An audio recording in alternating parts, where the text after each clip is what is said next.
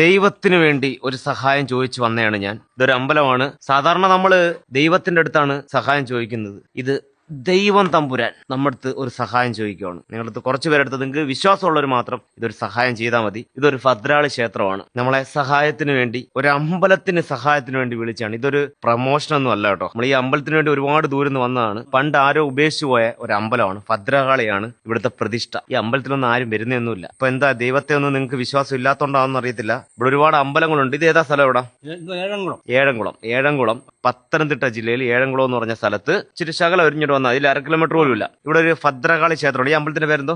ഏഴംകുളത്തുകാവ് ഭദ്രകാളി ക്ഷേത്രം എന്നാണ് ഈ അമ്പലത്തിന്റെ പേര്. ആർക്കെങ്കിലും പറ്റുമോ ഒന്ന് പെയിന്റ് അടിച്ചു കൊടുക്കാൻ? നിങ്ങൾക്ക് ചിലപ്പം 1000 പുണ്യം കിട്ടും. ഈ അമ്പലത്തിന് ഒന്ന് പെയിന്റ് അടിച്ചു കൊടുക്കാൻ പറ്റുമോ? അല്ലെങ്കിൽ ഈ തറയൊന്ന് ചെയ്തു കൊടുക്കാൻ പറ്റുമോ? ആർക്കെങ്കിലും ഇന്റർലോക്ക് ചെയ്ത് കൊടുക്കാൻ പറ്റും? മഴ പെയ്യുമ്പോൾ വെള്ളം കയറും. നിങ്ങൾ ഇതൊന്നും ചെയ്ത് കൊടുത്തില്ലെങ്കിലും ഈ അമ്പലത്തിന്റെ നടയിൽ വെച്ച് പറയുവാണ്, ഇവിടെ അടുത്ത ആൾക്കാരൊക്കെ ഉണ്ടെങ്കിൽ ഒന്ന് തൊഴുവാൻ വരുവാ. ഇവിടെ ഈ മാമന്റെ ഏറ്റവും വലിയ ആഗ്രഹമാണ്. ഉപേക്ഷിച്ചിട്ട് പോയ അമ്പലമായിരുന്നു. ആരോ ഉപേക്ഷിച്ചിട്ട് പോയ അമ്പലം തുറന്ന് കുറെ പൈസ കളഞ്ഞ് തുറന്ന് നടത്തിക്കൊണ്ടുവരുമോ. മാസത്തിൽ ഒരു വട്ടം അമ്പലം തുറക്കത്തുള്ളൂ അല്ലേ? ഏത് നാളിലാണ് തുറക്കുന്നത്?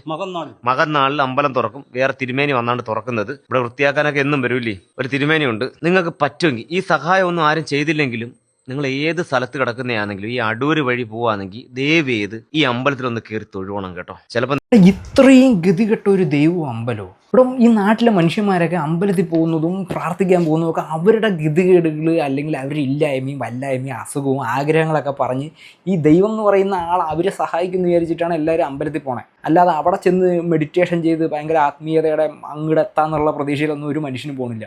അപ്പം അങ്ങനെ പോകുന്ന വിശ്വാസികളോട് നീ പറയാ, നീ ഈ ദാരിദ്ര്യം പിടിച്ച് കിടക്കുന്ന സ്ഥലത്ത് വാ, എന്നിട്ട് ഇവിടെ പ്രാർത്ഥിക്കുക, അപ്പം നിനക്ക് 100 പുണ്യം കിട്ടുന്നു. ഇവിടെ അങ്ങനെ പവറുള്ള ഒരു സ്ഥലമാണെന്നുണ്ടെങ്കിൽ അതിങ്ങനെ ദാരിദ്ര്യം പിടിച്ച് കിടക്കൂല എന്ന് ചിന്തിക്കാനുള്ള ബുദ്ധി ഈ വിശ്വാസികൾക്കില്ലേ? നീ മറ്റേ പിണറായിയുടെ കാര്യങ്ങളിൽ കാണിക്കുന്ന ആ ഒരു ശുഷ്കാന്തിയും കാര്യങ്ങളൊക്കെ ഇതിലും കാണിക്കുന്നു. നീ വല്ല വെറൈറ്റി ആയിട്ട് എന്തെങ്കിലും പറ. അവിടെ വന്ന് 5 രൂപ ഇട്ട ഭക്തന് 5 കോടി ലോട്ടറി അടിച്ചു, അല്ലെങ്കിൽ നെഞ്ച് വിരിച്ച് നടക്കാൻ പറ്റുന്നുണ്ട്, അങ്ങനെ എന്തെങ്കിലുമൊക്കെ അട്രാക്റ്റീവായിട്ട് പറ. നിന്റെ ആ മറ്റേ പിണറായിയെ തെറി വിളിക്കുമ്പോഴത്തെ ആ ഒരു ശുഷ്കാന്തി ഈ കാര്യത്തിൽ കാണുന്നില്ലല്ലോ. ബുദ്ധി ഉപയോഗിക്കടാ. അതല്ലാതെ ഈ ദൈവത്തിനെ സഹായിച്ച ദൈവം നിങ്ങൾ തിരിച്ച് സഹായിക്കുന്നു. ഇങ്ങനെ ദാരിദ്ര്യം പിടിച്ച ജട്ടി കയറിയ ഒരു ദൈവം, ഇത് ഏത് ദൈവത്തിന്റെ കാര്യമാണ് ഈ പറയണത്? ഇത് വിശ്വസിച്ച് ഏതെങ്കിലും വിശ്വാസികൾ അവിടെ ചെന്ന് ദൈവത്തിന് സഹായിക്കാൻ നിൽക്കും?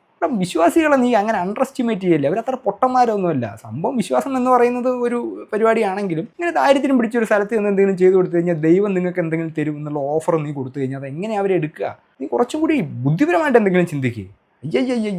പലതരം പ്രൊമോഷനുകൾ എടുക്കുന്നത് കണ്ടിട്ടുണ്ട്. ദൈവത്തിന്റെ അമ്പലത്തിന്റെയൊക്കെ പ്രൊമോഷന് പൈസയും വാങ്ങിച്ചിട്ട് ഇങ്ങനത്തെ കോമാളിത്തരം കാണിച്ചു.